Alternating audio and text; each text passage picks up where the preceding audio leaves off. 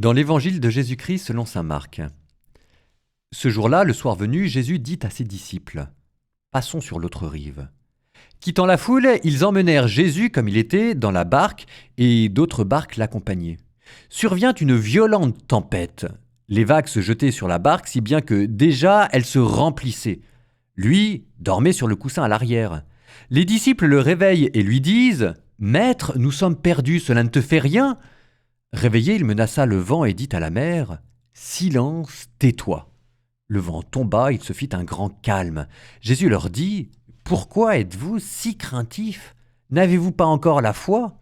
Saisis d'une grande crainte, ils se disaient entre eux : Qui est donc celui-ci pour que même le vent et la mer lui obéissent ?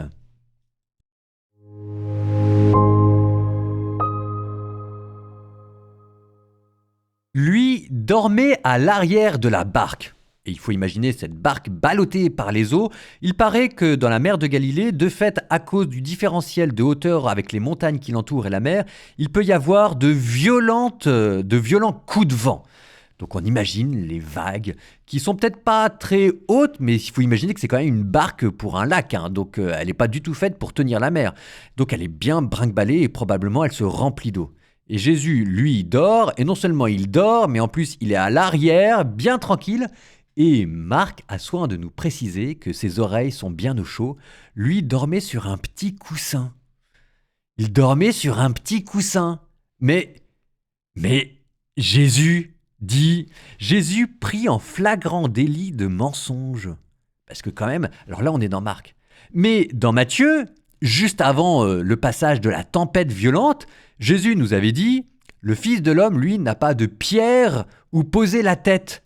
Il n'a pas de pierre où poser la tête. Et voilà maintenant qu'il a un petit coussin, bien tranquille, à lui, alors qu'on est au milieu de la tempête.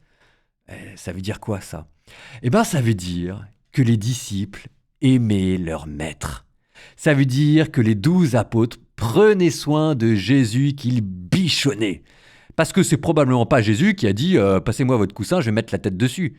Il faut imaginer que c'était plutôt les apôtres qui avaient dit « Voilà Seigneur, un petit coussin pour mettre ta tête parce que tu nous parais bien fatigué. Il faut que tu te reposes, t'as des cernes, t'arrêtes pas de bosser et si jamais tu continues comme ça, tu vas te cramer, tu vas nous faire un burn-out. Donc il y a Marie-Madeleine qui t'a préparé à manger et nous on t'a mis ton petit coussin. » Et il faut imaginer derrière que Jésus en fait, il avait refusé. Parce que c'est Jésus, quoi. Que Jésus, il pense d'abord aux autres. Et donc, en fait, il faut imaginer que les apôtres ensuite avaient continué. Mais si, tu nous inquiètes, tu nous fais peur. Prends ton petit coussin, va dormir à l'arrière, on s'occupe de tout.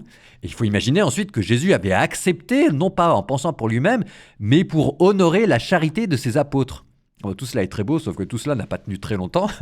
Parce que dès qu'il y a eu le moindre coup de vent, adieu le coussin.